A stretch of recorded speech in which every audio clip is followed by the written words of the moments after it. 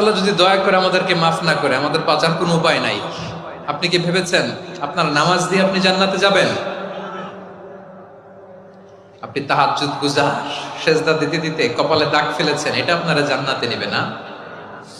আপনি এলাকার সবচেয়ে বড় হাতেম তাই দানশীল, এই দানের ভরসায় বসে আছেন, কশিন কালো না। আমাদের নামাজ, আমাদের রোজা, আমাদের ইবাদত, এগুলোকে মিজানের পাল্লায় উঠালে কোনো ওজনই হবে না। তবে আমাদের একটা কৌশল জানা আছে, আমরা আল্লাহর রহমতের ভিখারি। আমরা সেদিন আগেই গুনার স্বীকৃতি দিয়ে দেব। আমরা বলবো, আল্লাহ তুমি প্রশ্ন করার আগে তোমার একটা কথা বলি, আমারে কিছু জিজ্ঞেস করো না, আমি সব করেছি। এমন কোন পাপ নাই যে পাপ আমারে দিয়ে হয় নাই। তোমার রহমত দিয়ে তুমি জান্নাতে পাঠাবা, তোমার দয়ায় জান্নাত